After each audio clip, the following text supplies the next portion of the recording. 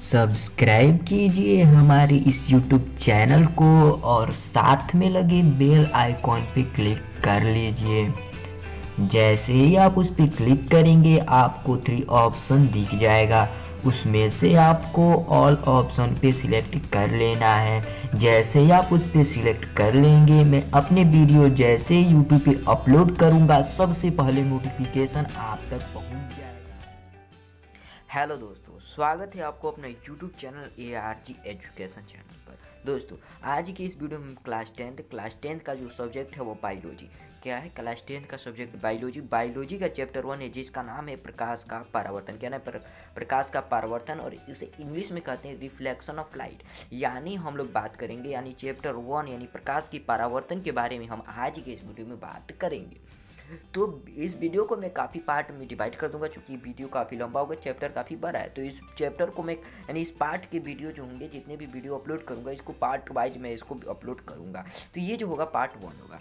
तो चलिए दोस्तों, आज के इस वीडियो को हम शुरू करते हैं। दोस्तों, सबसे पहले हम लोग यहाँ पे जान लेते हैं कि यहाँ पे 2 शब्द है। कौन है? पहला है प्रकाश। सबसे पहले हम लोग जानेंगे लोग प्रकाश क्या होता है। उसके बाद इन दोनों को हम लोग जानेंगे लोग प्रकाश का परावर्तन। तो सर्वप्रथम हम लोग जानेंगे लोग प्रकाश यानी लाइट के बारे में कुछ महत्वपूर्ण जानकारी। चलिए जानते हैं।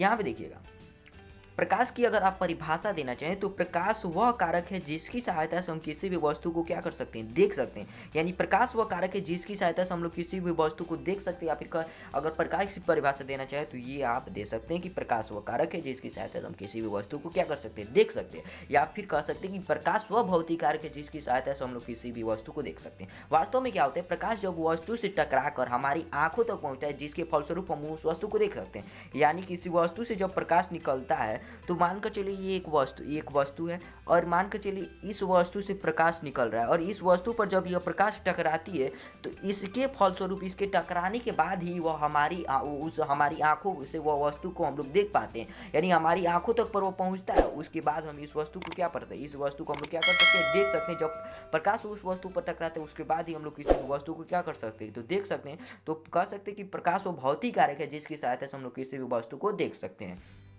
क्लियर? तो उम्मीद करता हूँ आप इतना समझ होंगे। जिस वस्तु से प्रकाश निकलता है उसे प्रकाश स्रोत कहते हैं। यानी जिस भी वस्तु से प्रकाश निकलता है उसे हम लोग प्रकाश स्रोत कहते हैं। प्रकाश स्रोत 2 तरह से हो सकते हैं, ठीक है। पहला हो सकता है प्राकृतिक प्रकाश स्रोत, और दूसरा होता है सकता है मानव निर्मित प्रकाश स्रोत, ठीक है।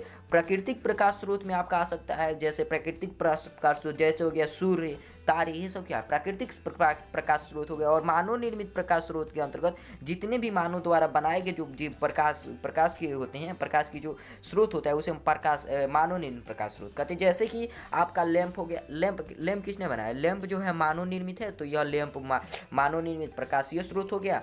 लैंप हो गया, टार्च हो गया, ये सब क्या है? मानव निर्मित स्रोत, प्रकाशीय स्रोत है। तो ये प्रकाश स्रोत जो स्रोत होते हैं वो 2 प्रकार के होते हैं, प्राकृतिक प्रकाश स्रोत और दूसरा मानव निर्मित प्रकाश स्रोत, ठीक है। तो ये भी आप याद रखिएगा, ठीक ना। प्राकृतिक द्वारा जो प्राकृतिक जो स्रोत होती हैं, जो प्राकृतिक जो प्रकाश के जो स्रोत होते हैं, प्राकृतिक प्रकाश के स्रोत को हम लोग प्राकृतिक प्रकाश स्रोत कहते हैं, ठीक है। यानी 2 प्रकार के प्रकाश स्रोत होते हैं। तो हमने जाना, ये भी हमने जाना। अब चलिए आगे बढ़ते हैं।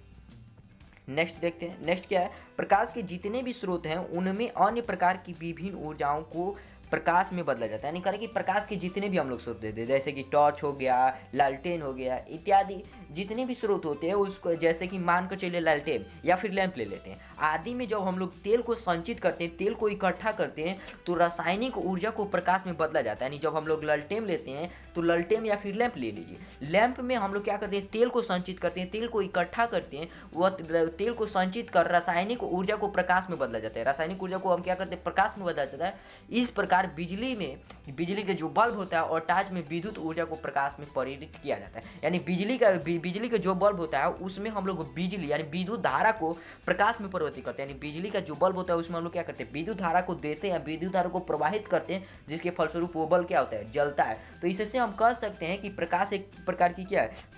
या इस कारण हम कह सकते हैं तहत का हम कह सकते हैं प्रकाश एक प्रकार का ऊर्जा है। क्यों? क्योंकि जो जैसे लालटेन हो गया, लैंप हो गया, उसमें हम लोग तेल को संचित करते हैं तो वह तेल रासायनिक ऊर्जा को किस में बदल देता है? वह तेल जो होता है रासायनिक ऊर्जा होता है, तो उसको किस में बदल देता है? प्रकाश स्रोत में बदल देता है, यानी प्रकाश में बदल देता है। ठीक वैसे ही जैसा हमारा बल्ब होता है, बल्ब यानी विद्युत का जो बल्ब होता है, यानी जो लाइट से बल्ब चलने वाला जो बल्ब होता है, उसके अंदर जब तक हम लोग विद्युत धारा प्रवाहित नहीं करते हैं तब तक वह विद्युत यानी तब तक वह प्रकाश नहीं बदलता है। यानी जब उसके अंदर हम लोग विद्युत धारा को देते हैं, यानी विद्युत धारा को प्रवाहित करते हैं, तो वह प्रकाश में परिवर्तित कर देता है विद्युत धारा को। तो अतः हम कह सकते हैं कि प्रकाश एक क्या है? एक प्रकार की ऊर्जा है। तो उम्मीद करता हूँ आप इतना तो समझ गए। चलिए अब आगे बढ़ते हैं। नेक्स्ट देखिएगा दोस्तों, नेक्स्ट है प्रदीप्त वस्तु और अप्रदीप्त वस्तु। क्या है?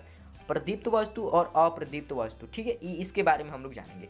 प्रदीप्त वस्तु और अप्रदीप्त वस्तु क्या होती है, चलिए हम लोग जानते हैं। सबसे पहले हम जानते हैं प्रदीप्त वस्तु। ठीक है, चलिए, जिस वस्तु से प्रकाश निकलता है उसे प्रदीप्त वस्तु कहते हैं। यानी जिस भी वस्तु से प्रकाश निकले, यानी जो भी कोई भी वस्तु और जिससे प्रकाश निकलता है, तो वो जो वस्तु कहलाती है वह प्रदीप्त वस्तु कहलाएगी। जैसे टॉर्च हो गया, लैंप हो गया, सूर्य हो गया, ये सब क्या कहलाते हैं? प्रदीप्त वस्तु कहलाते हैं। तो उम्मीद करता हूँ आप प्रदीप्त वस्तु के, या फिर कह सकते हैं जिस वस्तु से प्रकाश उत्सर्जित होता है, निकलता है, तो उस वस्तु को हम लोग क्या करते हैं? प्रदीप्त वस्तु कहते हैं। जैसे कि लैंप हो गया, टॉर्च हो गया, ये सब क्या है? प्रदीप्त वस्तु है। बात करते हैं अप्रदीप्त वस्तु के बारे में। ठीक है, अप्रदीप्त वस्तु, जिस वस्तु से प्रकाश नहीं निकलता है उसे अप्रदीप्त वस्तु कहते हैं। यानी प्रदीप्त वस्तु के ठीक विपरीत होता है अप्रदीप्त वस्तु। तो जिस वस्तु से प्रकाश नहीं निकलता है तो उसे हम क्या करते हैं? अप्रदीप्त वस्तु कहते हैं। यानी जैसे में हो गया कोई भी ठोस पदार्थ हो गया, यानी जैसे कि लोहा हो गया,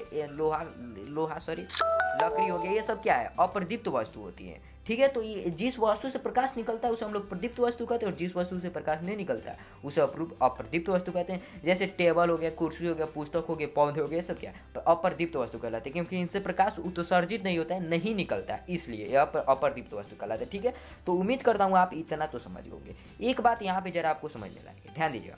जब किसी प्रदीप्त वस्तु से निकला प्रकाश, मानकर चलिए कोई एक प्रदीप्त वस्तु है, इस मानकर चलिए कोई यहाँ पे मानकर चलिए एक टॉर्च है, मानकर चलिए क्या है? एक टॉर्च है। अब इस टॉर्च से मानकर ये टॉर्च जो है प्रदीप्त वस्तु है। यानी इस प्रदीप्त वस्तु से निकला प्रकाश जब किसी अप्रदीप्त वस्तु पर पड़ता है, मानकर चलिए आपका क्या हो गया? एक कोई मानकर चलिए आपका कोई पत्थर हो गया, यह प्रदीप्त हो गया और यह प्रदीप्त हो गया और यह अप्रदीप्त हो गया। यानी जब किसी यहाँ इसको जब हम लोग यहाँ यानी अंधेरे में, तो इसको ये तो हमें ये जो ये होगा हमें नहीं दिखाई देगा। ठीक है, यानी अप्रदीप्त वस्तु हमें नहीं दिखाई देती समानतः। तो इस इस प्रदीप्त वस्तु से प्रकाश निकल करके इस अप्रदीप्त वस्तु से क्या होती है? टकराकर हमारी आंखों पर पहुंचता है, तभी उस अप्रदीप्त वस्तु को देख सकते हैं। यानी इस प्रदीप्त वस्तु से प्रकाश निकलेगा और इस अप्रदीप्त वस्तु पे टकराएगा। इस अप्रदीप्त वस्तु पे टकराने के बाद हमारी आंखों तक इसकी परछाई पहुंचती है, हमारी रेटिना पर इसकी परछाई बनती है, जिसके फलस्वरूप हम इस वस्तु को यानी अप्रदीप्त वस्तु को क्या कर सकते हैं? देख पाते हैं। यानी जब किसी प्रदीप्त वस्तु से प्रकाश निकलकर अप्रदीप्त वस्तु से टकराती है, टकराकर हमारी आंखों तक पहुंचता है, जिसके फलस्वरूप हम लोग क्या कर सकते हैं? अप्रदीप्त वस्तु को देख सकते हैं। तो उम्मीद करता हूं कि आप यह भी समझ होंगे। ठीक है, चलिए एक उदाहरण लेते हैं। चंद्रमा का अपना प्रकाश नहीं होता है, ये तो हम सभी जानते हैं कि चंद्रमा का अपना प्रकाश नहीं होता है, वह सूर्य की प्रकाश वो चमकता है। तो हम उसको क्या कर सकते हैं? तो चंद्रमा एक क्या अप्रदीप्त वस्तु है, यानी वह अप्रदीप्त है।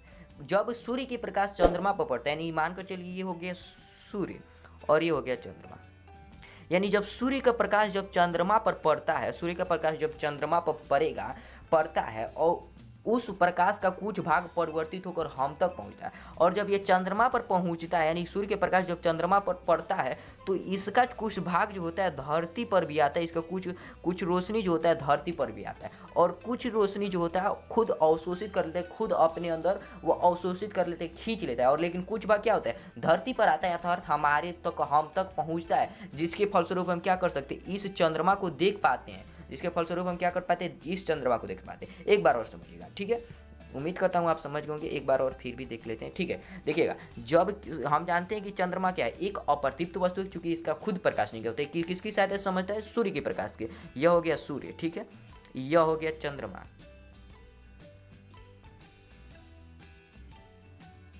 और यह हो गया पृथ्वी। ठीक है, यानी सूर्य से प्रकाश निकलकर ये जो आपका जो चंद्रमा होता है इस पे टकराते हैं, सूर्य से प्रकाश निकलकर चंद्रमा पर टकराता है, तो कुछ जो चंद्रमा होता है कुछ प्रकाश को अपने अंदर खींच लेता है और कुछ प्रकाश इससे टकरा करके वापस धरती पर चली आती है, जिसके फलस्वरूप हम इस जो चंद्रमा होता है इसको हम लोग देख पाते हैं। तो उम्मीद करता हूँ आप ये समझ गए, यानी कि जब किसी प्रदीप्त वस्तु से प्रकाश निकलकर किसी अप्रदीप्त वस्तु से टकराता है, टकरा कर हमारी आंखों तक पहुंचता है, तभी हम उस वस्तु को तभी हम उस अप्रदीप्त वस्तु को देख पाते हैं। यानी यहाँ पे देखिएगा इस प्रदीप्त वस्तु से प्रकाश निकला और इस प्रकाश निकलने के बाद इस अप्रदीप्त रुकिए, इस प्रदीप्त वस्तु से प्रकाश निकला और इस प्रदीप्त वस्तु से प्रकाश निकलने के बाद इस अप्रदीप्त वस्तु पर टकराया और टकराने पर यहाँ पर हम हैं, हम हमारे तक पहुँचने के बाद जब हमारी आंखों तक पहुँचता है उसके फलस्वरूप ही हम इस अप्रदीप्त वस्तु को क्या कर पाए, देख पाए। तो उम्मीद करता हूँ आप इतना समझ होंगे। अब चलिए आगे बढ़ते हैं,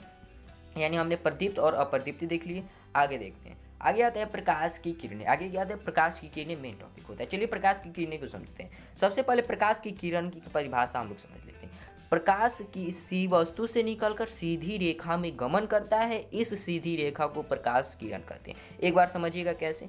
प्रकाश जब किसी भी प्रकाश मानकर चलिए आपका टॉर्च हो गया, थोड़ा बहुत टॉर्च हो गया, ठीक है, मानकर चलिए आपका क्या हो गया, टॉर्च हो गया। अब इस वस्तु से जो टॉर्च निकलता है, इस वस्तु से यानी टॉर्च से जो प्रकाश निकलेगा एक सीधी रेखा में गमन करेगी।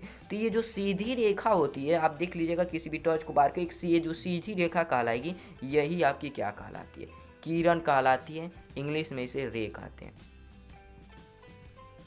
ठीक है। यानी प्रकाश किसी, अब कह सकते हैं कि किसी वस्तु से निकलकर प्रकाश सीधी रेखा में गमन करती है, तो इस सीधी रेखा को ही हम लोग क्या कहते हैं, प्रकाश की किरण कहते हैं, ठीक है। यहाँ पे एक बार और देखते हैं, उसके बाद आगे बढ़ते हैं। प्रकाश किसी वस्तु से निकलकर सीधी रेखा में गमन करता है, इस सीधी रेखा को हम क्या कहते हैं, प्रकाश किरण कहते हैं। इसको दूसरी तरफ से भी इसकी डिफिनेशन देख सकते हैं। प्रकाश प्रदीप्त वस्तु से निकलकर, प्रदीप्त यानी जिससे प्रकाश निकलता है तो उसे हम प्रदीप्त वस्तु कहते हैं। तो यानी दीप्त वस्तु से निकलकर सीधी रेखा में गमन करता है, यानी प्रकाश जो होता है दीप्त वस्तु से निकलकर सीधी रेखा में गमन करता है, तो इस सीधी रेखा को हम क्या कहते हैं, प्रकाश किरण कहते हैं। तो उम्मीद करता हूँ आप प्रकाश किरण के बारे में भी समझ होगी। अब चलते हैं, प्रकाश किरण के बाद आता है किरण पुंज, और किरण पुंज को इंग्लिश में बीम कहते हैं, जिसका स्पेलिंग होता है BEAM, बीम, ठीक है। चलिए इसके बारे में थोड़ी जान लेते हैं, बीम क्या होता है, यानी किरण पुंज क्या होता है। किरण पुंज, किरणों के समूह को किरण पुंज कहते हैं। यानी किरणें जो होती है एक सारी कई समूह में आते हैं, कई समूह में होते हैं, तो इसी समूह को हम लोग क्या कहते हैं, इसी समूह को हम लोग किरण पुंज कहते हैं। यानी किरणें जो होगी कई समूह में होंगी, इसी किरणें यही समूह क्या कहलाता है, आपका किरण पुंज कहलाता है, ठीक है। तो उम्मीद करता हूँ आप किरण पुंज के भी बारे में समझ गए। अब ये किरण पुंज जो होते हैं कई प्रकार के होते हैं, ये 3 प्रकार के होते हैं। चलिए देखते हैं कौन कौन से। पहला है अपसारी किरण पुंज। क्या है, अपसारी किरण पुंज। पहला अपसारी किरण पुंज, किरण पुंज के प्रकार है। पहला अपसारी किरण पुंज, ध्यान दीजिएगा। दूसरा समांतर किरण पुंज और तीसरा अभिसारी किरण पुंज। इन तीनों के बारे में भी हम लोग समझते चलेंगे। चलिए समझते हैं। सबसे पहले हम लोग समझते हैं लोग अपसारी किरण पुंज। यहाँ पे हमने इन प्रत्येक के 2 डिफिनेशन लिखा है। चलिए अपसारी किरण पुंज थोड़ा देख लेते हैं। अपसारी किरण पुंज किसे कहते हैं, इसकी परिभाषा देख लेते हैं, उसके बाद हम लोग आगे बढ़ते हैं, ठीक है। चलिएगा थोड़ा ध्यान दीजिएगा। अपसारी किरण पुंज वैसे किरण पुंज जिसमें प्रकाश की किरणें किसी एक बिंदु स्रोत से निकलकर आगे की ओर फैलती चली जाती है, तो इस प्रकार के किरण पुंज को अपसारी किरण पुंज कहते हैं। या फिर दूसरी तरह से डिफाइन दे सकते हैं। सबसे पहले समझते हैं, एक बार और समझिएगा। वैसे किरण पुंज, ध्यान रुकिए थोड़ा, वैसे किरण पुंज जिसमें प्रकाश की किरणें किसी एक बिंदु स्रोत से निकलकर आगे की ओर चारों तरफ फैलती चली जाती हो, तो इस प्रकार के जो किरण पुंज कहलाते हैं अपसारी किरण पुंज कहलाते हैं। इसमें ज़रा समझिएगा, इसमें ज़रा समझेंगे तो ये एक यहाँ पे देखेंगे तो यह एक बिंदु है, इस बिंदु से एक प्रकाश निकल रहा है, देख सकते हैं इस बिंदु से क्या हुआ है, प्रकाश निकल रहा है। रुक जाइए थोड़ा ध्यान दीजिएगा। ये एक बिंदु है, ये एक बिंदु है, इस बिंदु से प्रकाश देखिएगा निकल रहा है, किरण प्रकाश निकल रहा है, ये सारे प्रकाश निकल रहा है। और इसमें जो आप तीर देख रहे हैं, ये जो तीर देख रहे हैं, ये जो तीर आप देख रहे हैं, ये वाला तीर, ये वाला तीर, ये प्रकाश की दिशा को दिखा रहा है कि प्रकाश की किस तरफ निकल रहा है। यही अगर ये तीर इस साइड होता है, ऐसे होता है, यानी इधर से प्रकाश आकर के इधर की ओर यहाँ पे एकत्रित हो रही है, तो इसके ठीक विपरीत हो जाता है। तो इसे हम लोग अभिसारी किरण पुंज पढ़ेंगे, इसके बाद में हम लोग पढ़ेंगे। तो यानी तीर दिशा को, यह तीर जो होता है इस दिशा को दिखाता है कि प्रकाश किस साइड में गमन कर रहा है, यानी प्रकाश यह तीर किस साइड दिखा रहा है, इस साइड, यानी प्रकाश किस इस साइड गमन कर रहा है, ठीक है। यानी कि यह तीर जो होता है दिशा को दिखाता है। यानी देखेंगे तो यह एक बिंदु से निकल रहा है, यानी ये बिंदु हो गया, ये मानकर चलिए इसे हमने ओ नाम दे दिया। इस बिंदु से निकल करके देखेंगे तो आगे की तरफ फैलती चली जा रही है, आगे की तरफ क्या रही है, फैलती चली जा रही है, निकल करके फैलती चली जा रही है। तो इस प्रकार की जो किरण पुंज कहलाते हैं यही आपका अपसारी किरण पुंज कहलाती है, यही आपका अपसारी किरण पुंज कहलाते हैं। यहाँ पे भी देख सकते हैं, ठीक वैसे ही यहाँ पे भी ये तीर आपको क्या है, दिखा रहा है कि प्रकाश किस साइड गमन कर रही है। ये हो गया आपका अभिसारी किरण पुंज। हम इसको अभी नहीं पढ़ेंगे, सिंपली हम लोग अभी अपसारी किरण पुंज पढ़ रहे हैं। यहाँ से देखेंगे तो इससे प्रकाश निकल रहा है, ये एक मूल बिंदु हो गया, मूल बिंदु कह सकते हैं, यानी किसी एक बिंदु से निकल करके आगे की ओर ये क्या फैलती चली जा रही है। तो इस प्रकार के किरण पुंज को अपसारी किरण पुंज कहते हैं, ठीक है। उम्मीद करता हूँ अपसारी किरण पुंज के बारे में भी समझ होंगे। ये थोड़ा डिफिनेशन हार्ड आपको रखा हुआ, इससे थोड़ा इजी मैंने यहाँ पे भी लिखा है, ठीक है, ये वाला, ठीक है, ये उससे थोड़ा इजी है, जो आपको अच्छा लगे लिख लीजिएगा, ठीक है, ध्यान दीजिएगा। इसको देखते हैं, जिस किरण पुंज की सभी किरणें एक बिंदु से निकलकर आगे की ओर फैलती चली जाती है उसे अपसारी किरण पुंज कहते हैं। जो आपको अच्छा लगे लिख सकते हैं, यानी सबसे बेटर पहले वाला था। तो जिस किरण पुंज की सभी किरणें किसी एक बिंदु स्रोत से निकल करके आगे की ओर क्या होते हैं, फैलती चली जाए, तो उसे हम लोग अपसारी किरण पुंज कहते हैं। हमने आगे समझा भी, तो ये थोड़ा हल्का डिफिनेशन है, इसको भी आप लिख सकते हैं। इसके बाद हमारा आता है समांतर किरण पुंज। क्या आता है, समांतर किरण पुंज। इसको भी थोड़ा समझ लेते हैं। वैसे किरण पुंज जिसमें किरणें एक दूसरे के समांतर होती है उसे हम लोग समांतर किरण पुंज कहते हैं। यानी वैसे किरणें जो कि वैसे किरण पुंज जिसमें कि किरण पुंज जो वैसे किरण पुंज जिसमें कि जो किरणें होंगी वह एक दूसरे को क्या होंगी, समांतर होंगी। तो ऐसे जो किरण पुंज कहलाते हैं वह समांतर किरण पुंज कहलाते हैं। जरा यहाँ पे देखते हैं, ये चित्र में देखते हैं, इसमें देखेंगे तो यह किरणें क्या है, ये किरण है जो एक दूसरे के समांतर है। यहाँ पे देखेंगे तो ये किरण है जो एक दूसरे क्या है, समांतर है। चलिए मैं यहाँ पे डायग्राम ही बना देता हूँ, ये मान कर चलिए, सॉरी रुक जाइए,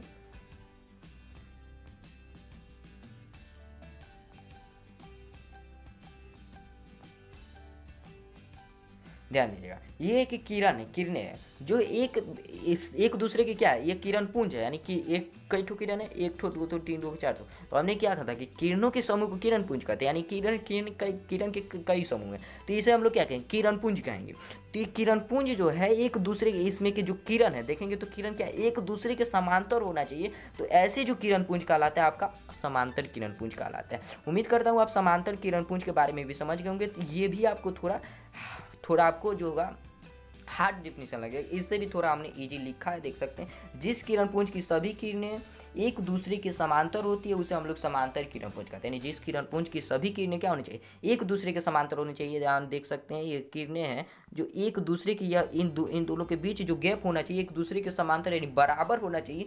तो ऐसे जो किरण पुंज कहलाती है आपका समांतर किरण पुंज कहलाती है। इसके बाद हम लोग बात करेंगे अभिसारी किरण पुंज। क्या है अभिसारी किरण पुंज, इसको भी थोड़ा समझ लेते हैं, ध्यान दीजिएगा। वैसे किरण पुंज जिसमें प्रकाश की किरणें किसी एक बिंदु स्रोत पर मिलती है या केंद्रित होती है, तो इस प्रकार की किरण पुंज को अभिसारी किरण पुंज कहते हैं। जरा इसको समझिएगा। कह रहे कि जिस किरण पुंज की यानी वैसी किरण पुंज की जिसमें प्रकाश की किरणें क्या हो किसी एक बिंदु स्रोत पर मिलती हुई या केंद्रित होती है, तो इस प्रकार की किरण पुंज को हम लोग अभिसारी किरण पुंज, हमने आगे समझा था, थोड़ी आपको चित्र का अनुसार आपको बताया था। अभी देखेंगे इसमें, यहाँ पे देखेंगे तो यह किसी एक मूल बिंदु से यह निकल करके प्रकाश तो आ रहा है। आने के बाद यहाँ पे देखेंगे तो यह एक मूल बिंदु यानी इस पे आकर के मिल रहा है, क्या मिलती हुई प्रतीत हो या फिर केंद्रित हो या फिर मिलती हुई हो। तो ये जो ऐसी प्रकार की जो किरण पुंज कहलाते हैं यही आपका क्या कहलाते हैं, अभिसारी किरण पुंज कहलाते हैं। क्या कहलाते हैं, अभिसारी किरण पुंज कहलाते हैं।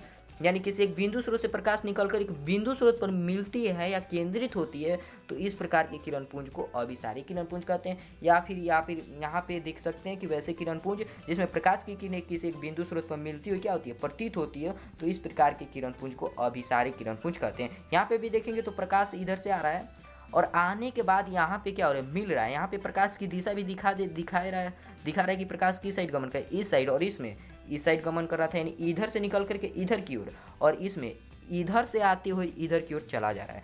यानी कि यह यहाँ पे आकर के मिल रही है। तो इस प्रकार की किरण पुंज को अभिसारी किरणपुंज कहते हैं। ठीक है, अगर आपको इसको छोटा सा डिफिनीशन देना चाहें तो जिस किरणपुंज की सभी किरणें किसी एक स्रोत से निकलकर एक बिंदु पर मिलती है या केंद्रित होती है तो उसे हम अभिसारी किरणपुंज कहते हैं। यानी जिस किरणपुंज की सभी किरणें किसी एक स्रोत से निकले, यानी कोई भी एक स्रोत होगा जिससे वह निकलेगा, तो किसी एक स्रोत से निकल करके एक बिंदु पर मिलती हुई प्रतीत होती है, केंद्रित होती है, तो इस प्रकार के जो किरणपुंज कहलाते हैं आपका अभिसारी किरणपुंज कहलाते हैं। थोड़ा इधर है तो इस उसे अभिसारी किरणपुंज कहते हैं। क्लियर?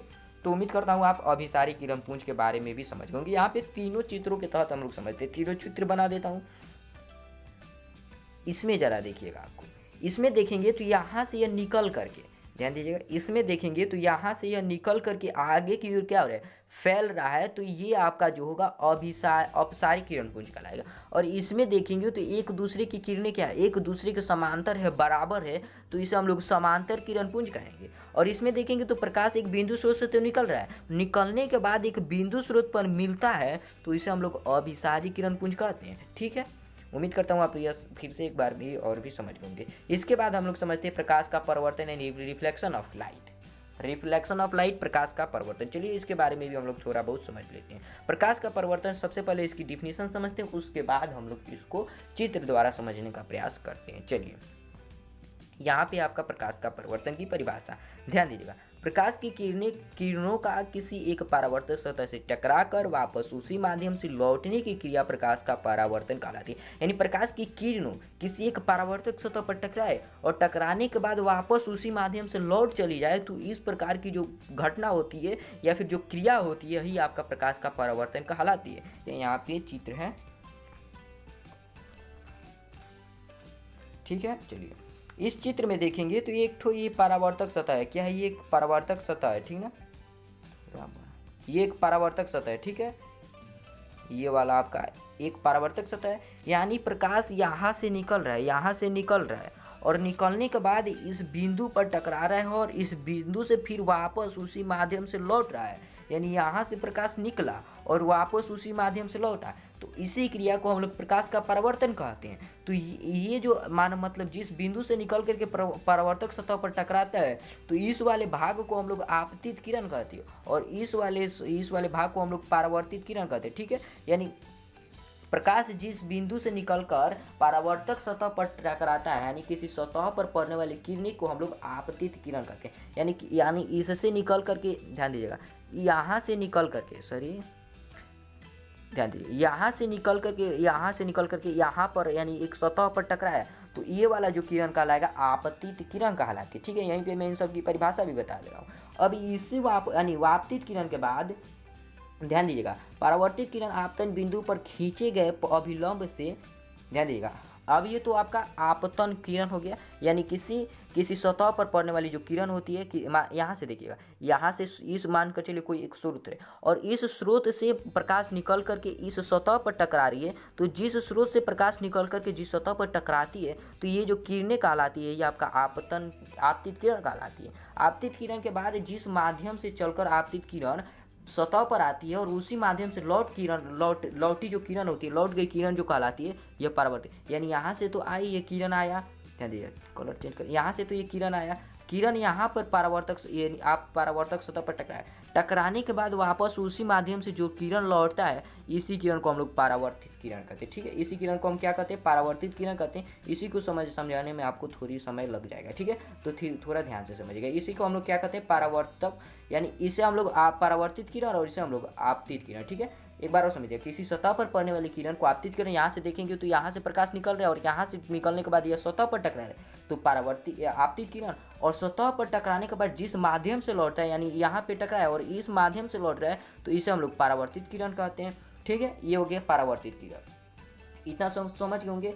अब इस आपतित किरण तथा परावर्तित किरण को एक अभिलंब बांट देता है दो भागों में। इस वाले भाग को हम क्या कहते हैं? अभिलंब कहते हैं, ठीक है। इस वाले भाग को, यानी ये जो आपको खींचा आपको ये डॉट डॉट डॉट ऐसे आपको दिख रहा है, ये क्या है? आपका अभिलंब होता है। तो ये अभिलंब जो होता है, आपतित किरण तथा परावर्तित किरण को दो भागों में डिवाइड कर दें। यानी देखेंगे तो ये एक साइड भाग हो गया, एक साइड भाग हो गया। ये क्या कर देते हैं, दो भागों में डिवाइड कर देता है। अब यहाँ पे देखिएगा, जब ये अभिलंब जब हम लोग इस पे डालते हैं तो ये वाला जो बिंदु कहलाते हैं, ये वाला बिंदु यानी जो तीनों एक एक यानी ये भी देखेंगे तो परावर्तित किरण और ये आपतित किरण तथा अभिलंब ये तीनों किस एक ही बिंदु पर स्थित है। ठीक है, एक ही बिंदु पर स्थित है, तो ये बात आपको याद रखनी है। ठीक है, एक ही बिंदु पर स्थित होते हैं।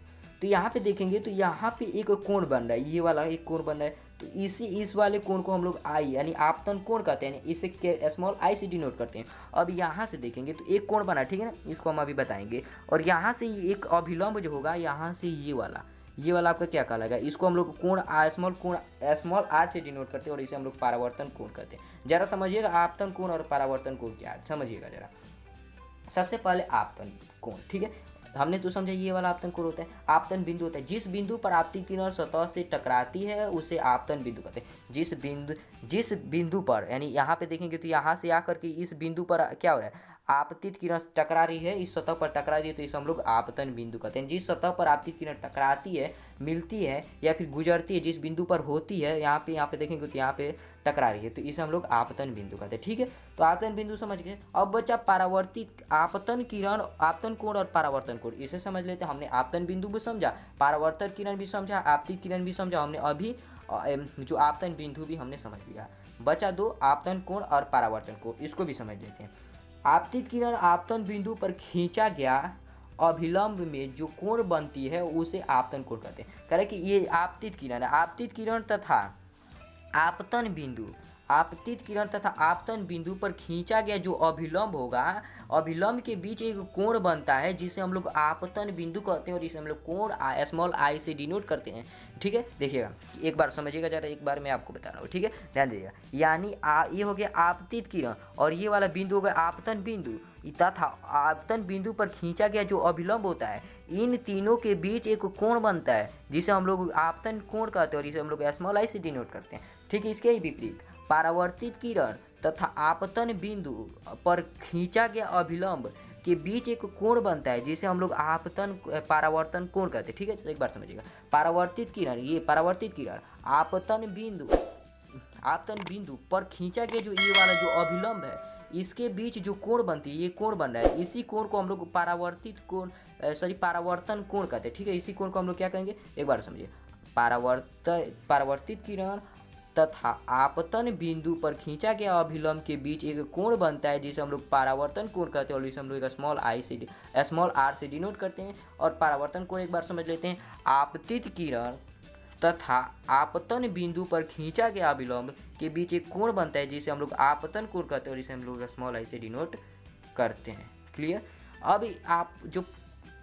अब देखते हैं हम लोग परावर्तन के नियम। अब क्या हम लोग देखेंगे लोग परावर्तन के नियम, हमने आगे जितने भी था उम्मीद करता हूँ आप समझ होंगे। परावर्तन के नियम किसे कहते हैं सबसे पहले हम समझ लेते हैं। ठीक है, चलिए परावर्तन के नियम ध्यान दीजिएगा। प्रकाश की किरणें किसी सतह पर पड़कर जिन नियमों का पालन करते हुए उस सतह से परावर्तित होती है उन नियमों को परावर्तन के नियम कहते हैं। ध्यान दीजिए, यानी कह रहे कि प्रकाश की जो किरणें होती है, प्रकाश की जो किरणें होती है, ध्यान दीजिएगा, प्रकाश की किरण किसी सतह पर पड़कर, यानी प्रकाश की किरण किसी सतह पर यानी यहाँ पे पड़कर किसी वापस उसी माध्यम से लौटने के बीच ये जो यहाँ से पढ़ने के बाद पढ़कर जिन नियमों का पालन करते हुए यहाँ से पढ़ करके यहाँ से ठीक परावर्तित होने यानी यहाँ से वो इधर की ओर जाने के बाद जिन नियमों का पालन करती है इसे हम लोग क्या कहते हैं, परावर्तन के नियम कहते हैं। या फिर कर सकते हैं प्रकाश के परावर्तन के नियम। एक बार समझिएगा, प्रकाश की किरण किसी सतह पर पड़कर जिन नियमों का पालन करते हुए उस सतह से परावर्तित, यानी जिस नियम का पालन करते हुए उस सतह से क्या परावर्तित करती है तो उसे हम लोग उन नियमों को हम लोग क्या करते हैं, प्रकाश के परावर्तन के नियम कहते हैं। ठीक है, यानी परावर्तन के नियम कह सकते हैं या फिर प्रकाश के परावर्तन के नियम कहते हैं। ध्यान दीजिएगा, प्रकाश के परावर्तन के दो नियम होते हैं। पहला होता है आपतित किरण। पहला देखिएगा प्रकाश के परावर्तन के कितने नियम होते हैं, दो नियम होते हैं। चलिए देखते हैं कौन कौन से होते हैं। पहला देखिएगा, आपतित किरण, परावर्तित किरण तथा आपतन बिंदु पर खींचा गया अभिलंब तीनों एक ही तल में स्थित होते हैं। ठीक है, पहला हो गया। दूसरा देखते हैं, आपतन कोण परावर्तन कोण के बराबर होते हैं। इन दोनों को हम लोग समझते हैं चित्र द्वारा। पहला क्या करें, आपतित किरण, परावर्तित किरण तथा आपतन बिंदु पर खींचा गया अभिलंब तीनों एक ही तल में स्थित होते हैं। दूसरा, आपतन कोण परावर्तन कोण के बराबर होते हैं। चित्र द्वारा हम लोग समझते हैं। यहाँ आप देखिए, पहला कहा था कि आपतित किरण या परावर्तित किरण तथा आपतन बिंदु पर खींचा गया अभिलंब तीनों एक ही तल में यानी तीनों एक ही जगह में स्थित होंगे या फिर तीनों एक ही जगह में स्थित होंगे। ध्यान देखेंगे तो ये आपतित किरण, ये हो गया परावर्तित, ये हो गया आप परावर्तित किरण, ये हो गया आपतित किरण, ये हो गया आपतन बिंदु। इस पे जो हम लोग अभिलंब खींचते हैं ये तीनों किस एक ही तल में एक ही जगह में क्या होते हैं, स्थित होते हैं। दूसरा बात क्या कहता है कि आपतन कोण, ये वाला जो कोण होगा और ये वाला दोनों कोण क्या होते हैं, एक दूसरे के बराबर होते हैं, यानी आपतन कोण परावर्तन कोण बराबर होते हैं। यानी कह सकते हैं कि यानी कि कोण आई इज इक्वल टू कोण आर, दोनों क्या होते हैं, ये बराबर होते हैं। तो यही दो नियम होते हैं परावर्तन के नियम। ठीक है, तो उम्मीद करता हूँ आप इन सभी के बारे में समझ होंगे। तो चलिए सब्सक्राइब कीजिए हमारे इस यूट्यूब चैनल को और साथ में लगे बेल आइकॉन पे क्लिक कर लीजिए। जैसे ही आप उस पर क्लिक करेंगे आपको 3 ऑप्शन दिख जाएगा, उसमें से आपको ऑल ऑप्शन पे सिलेक्ट कर लेना है। जैसे ही आप उस पे सिलेक्ट कर लेंगे, मैं अपने वीडियो जैसे यूट्यूब पे अपलोड करूँगा सबसे पहले नोटिफिकेशन आप तक पहुँच जाएगा।